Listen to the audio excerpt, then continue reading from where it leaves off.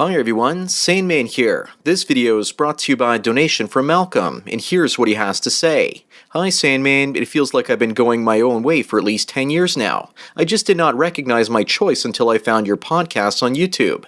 Thank you for providing clarity into what has actually been my journey through life using instinctual intuition. Please address a question that's been nagging me for the last few years. I've noticed that many of my longtime male friends now consider me the unruly pal who is unreasonable and too good to settle down with one girl. Their wives and relatives often ask when I plan to start a family and why I haven't gotten married yet. It has gotten to the point now where I actually avoid friends that I have actually trusted and cared for almost 20 years. It now feels like I'm the lone alpha and they've all turned into discontent pumpkins paying for women to raise their brood.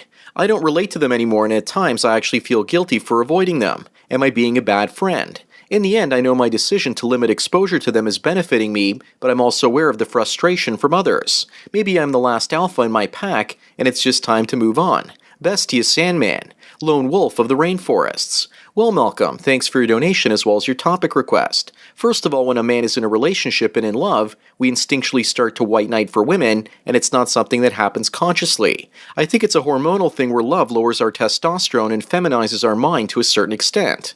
I know that scientifically a man's testosterone drops when he's in a long-term relationship, but as far as feminization of the mind, I actually haven't read any scientific studies on that particular idea. As for your old friends, Malcolm, they basically see you having your way with women and playing the field, thus they see you as the bad guy because you're pumping and dumping instead of providing and protecting. Their wives are asking when you're going to get married and start having kids because they want to see if they should actually cut you off from your friendships or if there's so-called hope for you to become a blue pill mangina man. The women probably like you and want you around, but not if you influence their husbands in a less than stellar way. They're assessing the situation and probably asking your blue pill friends when you, their red pill friend, will actually take the blue pill. You're also deciding to avoid these friends, but you don't need to avoid them because eventually they will just avoid you, because their partners will pretty much command it. They might even start looking at you as a creepy dude that sits alone at the bar someday. That's the shaming language my dentist likes to use on me. He has a wife and 2 daughters, by the way, so his life must be all peaches and douchebag cream. You're not being a bad friend, but their wives are going to see you that way. Usually, from my experience, they choose to limit their interaction with you and not the other way around, with regards to your friends. The reason I know this is because I found myself on both sides of this fence. I was that blue pill man with red pill friends, and they were warning me about the dangers of the woman that I was with, yet I didn't want to hear them. My other blue pill friends and I would gang up on my red pill friend and tell him to basically just go out there, get into a long-term relationship, and over time, you'll learn to love a woman's emotional stench. And you'll just do as they say and you'll be perfectly fine with it. You'll give up some of your freedoms, but you'll be fine with that as well. The problem is that being a blue pill man is like being a drug addict. You do whatever you can to justify your drug of choice, i.e. women. And because of that, it eventually becomes impossible to hang out with your non-junkie friends or red pill men. I have to commend you on wanting to pull the trigger and cut off your blue pill friends before they cut you off. My suggestion to you is to keep the lines of communication open, because you never know when one of these guys is going to get divorced and need your sympathy and support. Right now, these friends might as well be dead to you, but you never know when they might come back from the dead. I remember back when I was a blue pill man convincing one of my red pill friends to get a girlfriend, and I remember how he cleaned up his life. Lost 50 pounds, became an independent, strong-willed man, and when he got into a relationship and eventually got married, he gained all that weight back because she liked it on him. And he went back to the man that he once was. It's incredible to see how a red pill man blossoms outside of a relationship, and it's even more incredible to see how badly he withers when he's in one. I think that women see this clearly, and that's why they want to surround their men with other blue pill men, because if they all become whipped at the same time, they don't actually notice what's happening to them.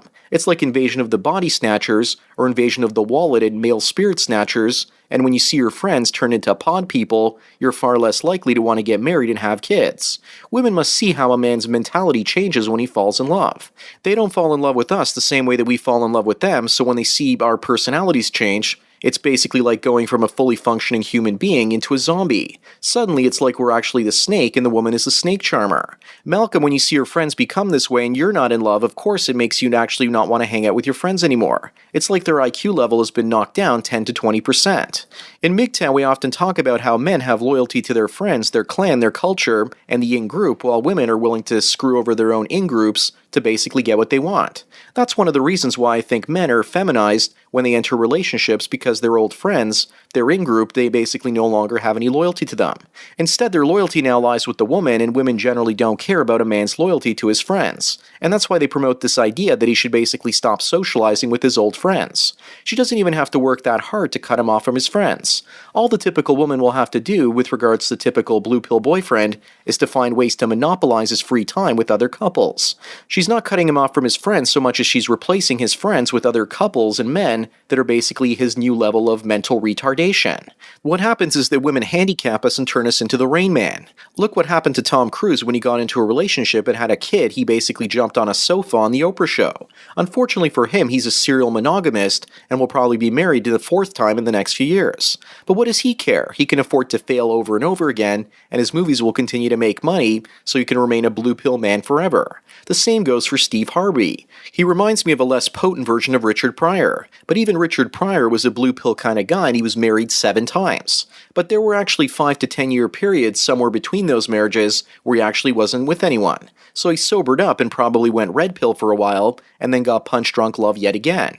He was probably a recovering blue pill vagina addict his entire life with constant relapses. He reached mainstream success in the 1970s when he was single, which I actually don't see as a coincidence. I think his multiple sclerosis later in life was also caused by the emotional stress that he suffered from all those failed relationships. The science also suggests that. So Malcolm, when your friends get divorced and are basically riding around in their Rain Man rascals, they might actually need your support. Just make sure you get out of there before they poop their diapers, because after all, if you had listened to them, you'd be riding a rascal next to them.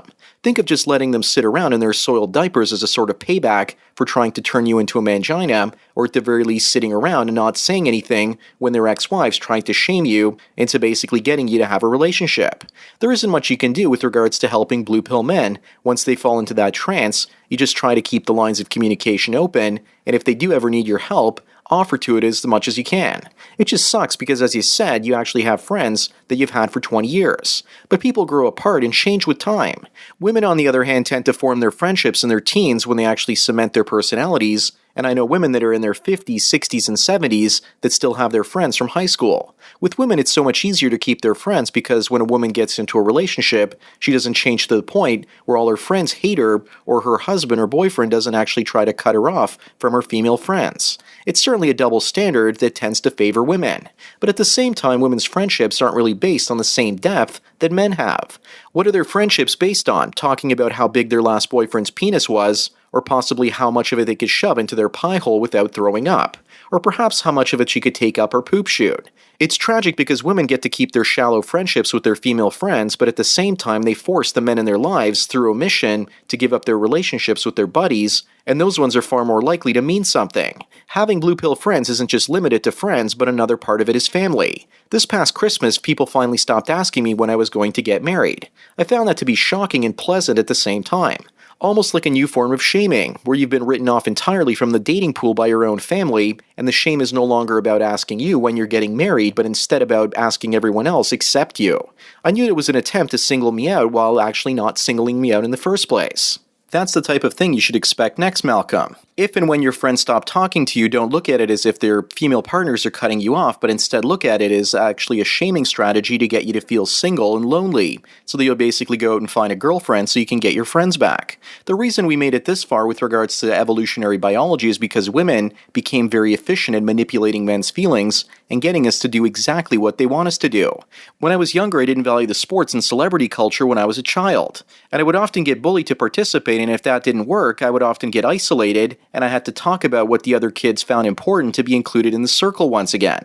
Eventually I learned to be self-sufficient, and I got on the honor roll, built an attractive body using weights, and suddenly people wanted to include me into their petty little crowd of circles again. But I felt isolated and stayed away. You will be surprised, Malcolm, how quickly people that are ignoring you right now will accept you once you fall into the social order and bow down to peer pressure. That's what a person's teenage years are all about, including high school, being forced to fall in line using peer pressure from adults and people your own age, or you're basically left all alone as an old man that no one wants to talk to at the bar.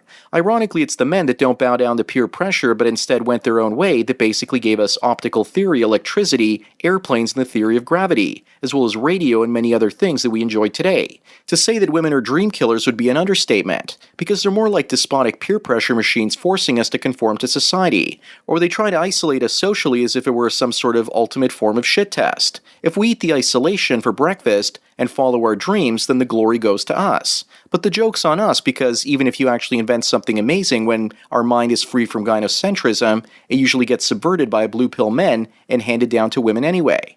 We should invent things to free ourselves from gynocentrism and hopefully free our blue pill friends from it as well. Anyways, that's all I've got to say for today. Thanks again, Malcolm, for your donation as well as your topic. Don't dump your blue pill friends, because the women in their lives will just naturally fill their weekends, holidays, and other free time up with other groups of friends. They might also need you when they break up and get divorced. Then you'll basically have to share with them the reality of female nature. Also, don't forget to check out the MGTOW mystery link below, because it's a doozy, and please smash the like button as always. As for everyone else out there, please follow me on Twitter or like me on Facebook to get tomorrow's video today.